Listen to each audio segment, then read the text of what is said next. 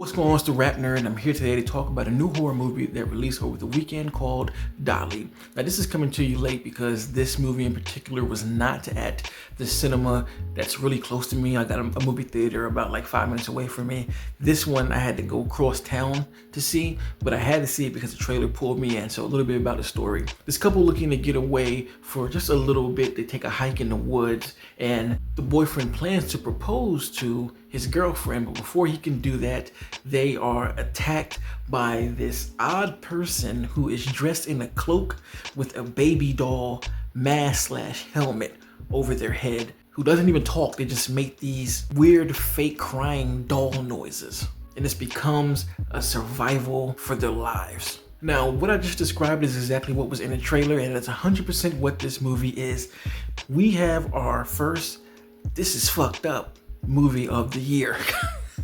This movie is gory, it's gritty, it's grimy, it's down and dirty. Like, you want to take a shower after watching this movie. It's like a combination of the Texas Chainsaw Massacre and Wrong Turn in one movie. And yet again, it's continued the bad name that goes with going into the backwoods of America. This does the backwoods no justice. And I have to double down on how gory and brutal this movie is. Now, to me, it doesn't reach Terrifier levels where it's just insane levels of violence to where it's comical. It's a level of violence that is very brutal, but you feel everything that happens. And it doesn't even reinvent the wheel. It takes the wheel and changes it up a bit to do things with the violence that'll have your jaw on the floor. Pun fully intended. And to match the killer's persona, as I mentioned, they don't even talk. And the movie doesn't have a lot of dialogue in it at all. The most dialogue you do get in the movie is like the first 15 minutes when it kind of sets the story up. But once they get to the woods and they get attacked, from that point on, it's just yelps, screams for help, those weird ass baby sounds that I was talking about, and the sounds of violence. And though I am saying it is super violent and brutal, it does walk that line of campy because the violence is over the top. Like, there are some things that happen to certain characters where you're like, there's no way this person can live through that, but somehow they do. So it suspends the belief there, and it clearly shows that, oh, this is camp. But man, is it effective, god damn. So with it being a limited cast, you're particularly with the girlfriend of this couple. The boyfriend is played by, I believe, Sean Williams. He's most famous for his role as Stifler, and he's around for the movie. But the girlfriend, I forgot what her name was, but she was in the movie Southbound for one of those shorts having to do with a few girls going to this weird family's house. If you've seen Southbound, you know exactly what I'm talking about. Great movie, by the way. But you're with her for the most part, and she does a really good job of leading the film with just sheer emotional fear. That's really all that she does in this movie. And I can imagine them being on set dealing with the things that they deal with.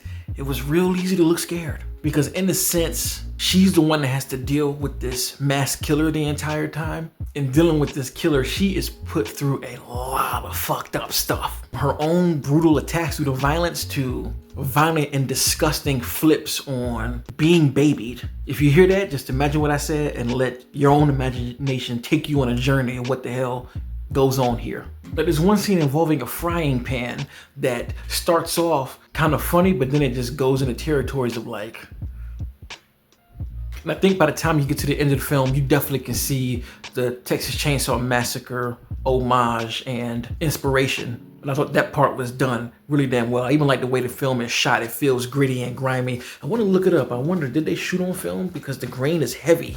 And I just love that dirty feel when it comes to the film aesthetic. And I will say, for those looking for some type of resolve, you don't really get that. Hence why it's inspired by TCM and Wrong Turn. Neither one of those movies really give you answers as to why or what's going on, and this is similar. But I don't really think you need that because you can kind of put pieces together as to what's going on, because again, I don't want to spoil much of anything, but when you get into where the majority of the movie takes place, there are signs all over the place that kind of tell you what's going on. And it's just sadistic as fuck. And that's all I really feel like they were aiming to do, and I think that they succeeded. And I love how this film really feels like one of those old 70s grindhouse movies that you probably would find 15 years later at like a Blockbuster or Hollywood Video in the back section. You know, like one of those movies that never was promoted that you might just stumble across and then you take it home and you're like appalled like a motherfucker, but you're also enjoying it because it's mad entertaining. So if that sounds like something that you would want to check out,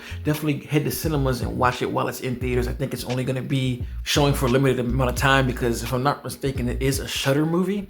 So if you can't catch it, it'll be on the app, I would presume sometime next month. But if you're a fan of slashers like me, especially the old school type, give this one a watch. So if you've seen the movie, let me know in the comments what you thought about the film overall. What was your favorite scene? Really, I don't have a favorite one because of how brutal the movie was, but the one that did stick out to me the most is the sequence having to do with Sean Williams and then that frying pan scene that I mentioned. That shit was insane. And there's another scene having to do with the girlfriend in her ear.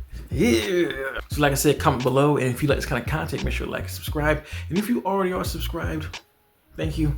And until next time, peace. RapNerd Productions, no capping, that's word to mommy. Instead of banking on it, now rapping is just a hobby.